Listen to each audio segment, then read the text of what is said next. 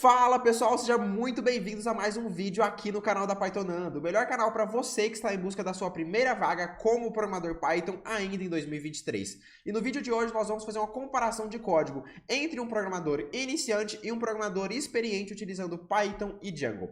Para quem não me conhece, meu nome é Caio Sampaio, programador há mais de 8 anos, graduado pelo Instituto Federal de São Paulo, pós-graduado em Inteligência Artificial e Machine Learning. Já atuei como programador em outras empresas, pesquisador em faculdades, já dei aula em escola técnica e hoje a Pythonando é a maior escola de desenvolvimento web com Python de todo o Brasil.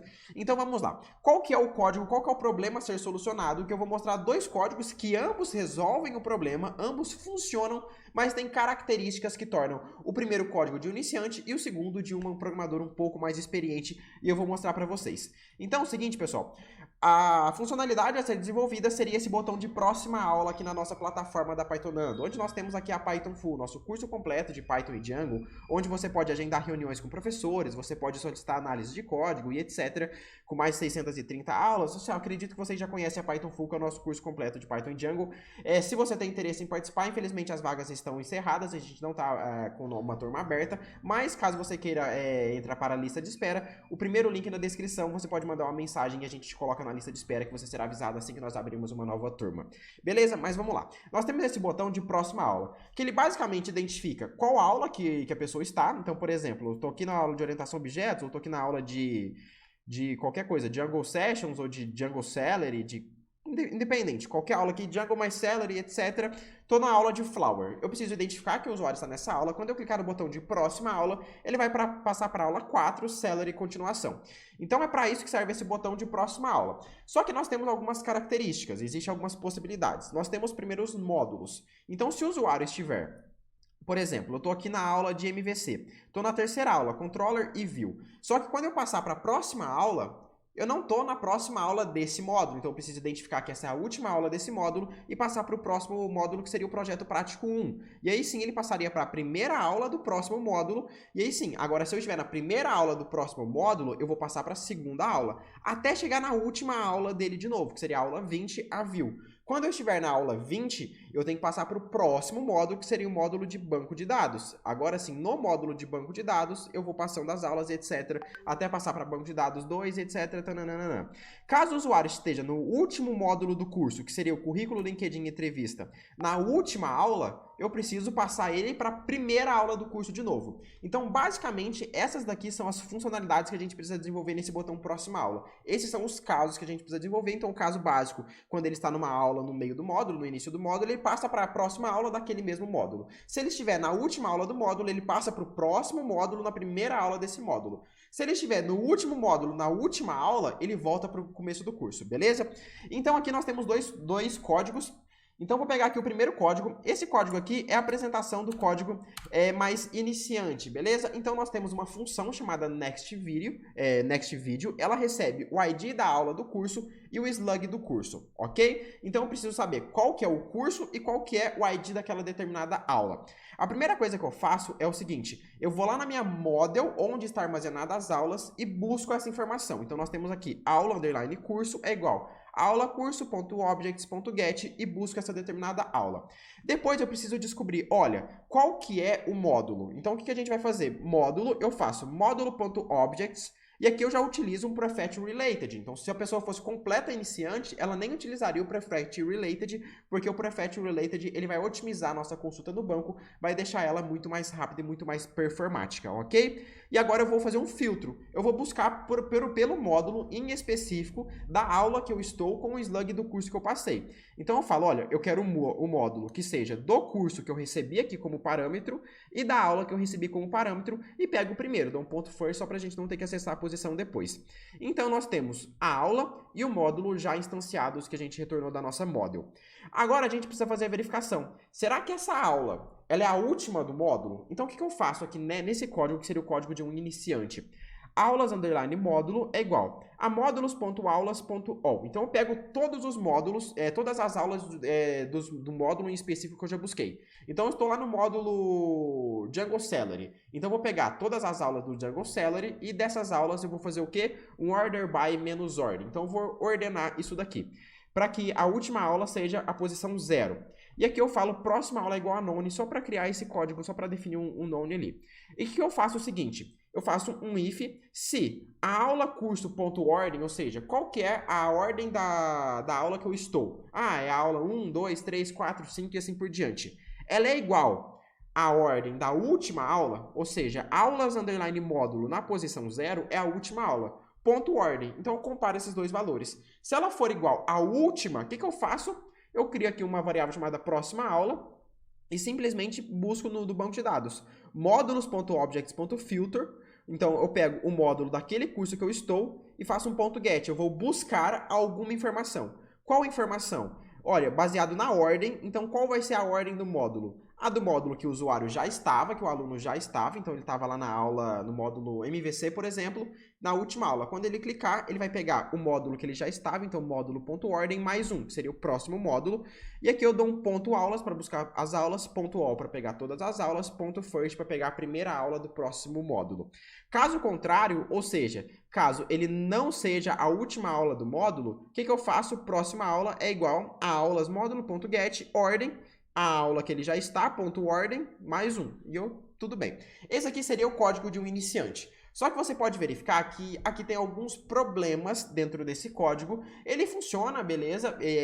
O outro pode ser um pouco mais performático, mais legível e etc. Mas esse código funcionaria, ele resolveria o problema. Por mais que a gente não está tratando se a próxima aula não for necessariamente mais 1, e se a ordem foi digitada errada, deu algum problema. Então nós temos lá as aulas assim, 1, 2, 3... E a próxima aula é a aula 5, a aula 4 não existe. Então esse código estaria quebrado, eu não estou tratando se for a última aula do curso, e etc, beleza? Então basicamente esse seria o código de um iniciante. Vamos ver como que eu poderia reescrever esse código para tornar ele um código um pouco melhor, que basicamente resolve o mesmo problema. Então vamos lá. Acessando aqui o meu VS Code, eu tenho essa mesma função reimplementada com um pouco melhor, ok? Então aqui a base a gente deixou. Eu simplesmente vou lá, busco a aula atual daquele determinado curso, baseado no ID da aula, que foi esse parâmetro que eu recebi na minha função, e baseado no curso, que é o curso que eu recebi na minha função também.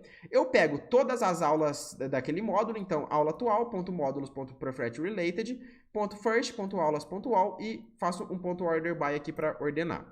Ok? E agora eu preciso comparar. Se a aula atual, que foi essa aula aqui que eu acabei de filtrar, a aula que o usuário está, a ponto ordem dela é igual à última aula. O que eu fiz? A última aula desse módulo. O que eu tinha feito anteriormente? Eu fiz o módulos.aulas.all.orderby e verifiquei se aulas na posição módulo na posição 0. Então, primeiro eu tive que buscar, ordenar e etc.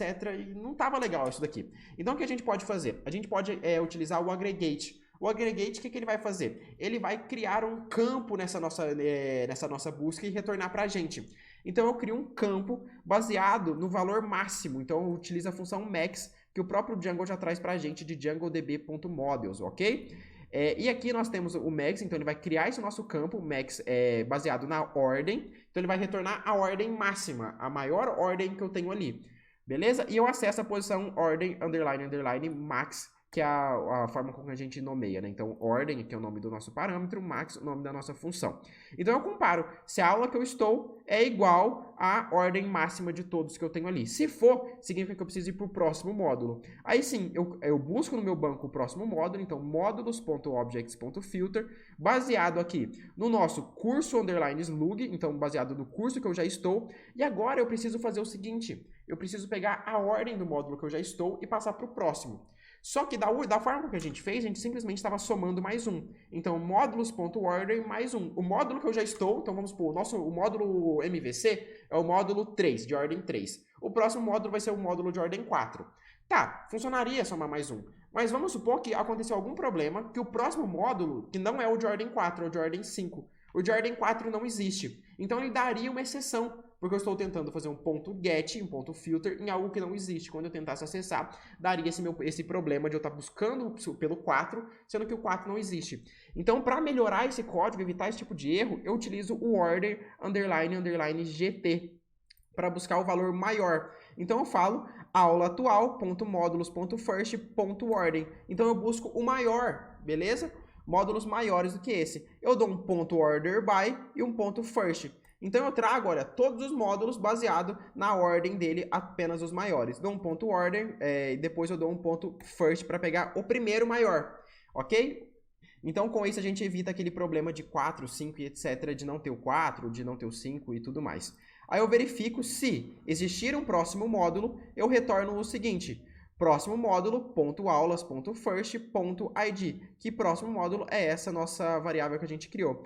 Caso contrário, caso não exista um próximo módulo, o que eu vou fazer? Eu vou simplesmente retornar aqui modulos.objects.filter, eu pego baseado no curso, eu pego o order by, ordeno pela minha própria ordem aqui, ponto first, pego a primeira aula e retorno o ID dessa aula que era o que eu precisava, ok? Beleza, caso contrário, ou seja, se essa aula não for... Isso aqui é quando eu faço o próximo módulo, né? Se o próximo módulo existe, é porque ele não é o último módulo do curso. Então, se eu estou na última aula, então, do módulo, que seria dentro desse if, e eu estou no último módulo do curso, eu simplesmente pego o primeiro módulo, por isso que eu dei um ponto first aqui, tá bom, pessoal? Acho que eu não tinha explicado isso. Agora, a última condição, nós podemos separar o seguinte: se ela não for a última aula do curso, eu simplesmente busco lá aulas módulo, que eu já tinha buscado as aulas do módulo que eu estou, então eu já estou nesse mesmo módulo, ponto filter, eu pego as aulas maiores do que o módulo que eu já estou, ordeno pela ordem, coloco um ponto first para pegar a primeira e retorno o ID dessa aula. Então, basicamente, nós temos dois códigos que ambos foram feitos para resolver o mesmo problema, só que esse código aqui, além dele estar utilizando técnicas mais modernas e avançadas do Django, a gente está utilizando o Django como ele foi estruturado e feito para ser, então a gente está utilizando o aggregate, a gente está utilizando o max, a gente está utilizando o prefetch related, a gente está utilizando o dunder GT aqui para buscar valores melhores, valores maiores do que tal coisa. Então, a gente está utilizando o Django como ele foi estruturado para ser. E além de tudo isso, a gente fez mais validações, a gente evita com que erros possam acontecer. Mas, Caio, aquele erro que você falou lá de existir um módulo, a gente está no módulo 3 e o próximo módulo ser o 5, dependendo da forma com que o software foi estruturado, isso nunca aconteceria.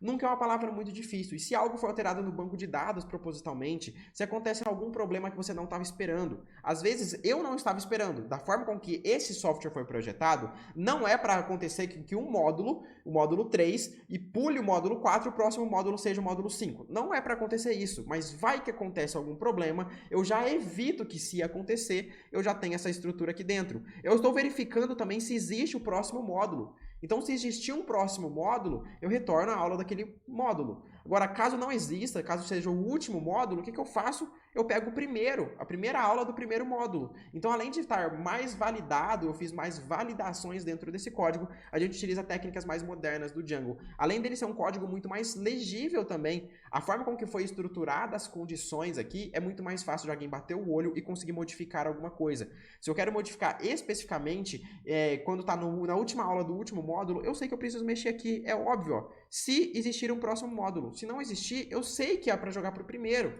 ok? Então esse código aqui é um código mais avançado, tá bom, pessoal? Eu achei legal trazer esse vídeo para vocês, porque às vezes quando a gente está iniciando na programação, a gente não tem contato com o código de uma pessoa um pouco mais experiente e a gente acredita que o código que a gente está fazendo é o melhor possível, um código como esse. Não que esse código esteja errado, ele só não é o melhor código possível, não está utilizando as técnicas do Django como elas foram criadas para ser. A gente simplesmente deixou de utilizar muitas coisas que o Django já cria pra gente e é pra gente utilizar, como o aggregate, como o max, como o dunder GT e etc. Em vez da gente fazer tudo isso na mão, trazendo e utilizando do Django, o nosso código fica muito melhor, além da gente fazer várias validações, pensar em casos fora da caixa que poderiam acontecer. Certo, pessoal? Então era isso que eu queria mostrar para vocês.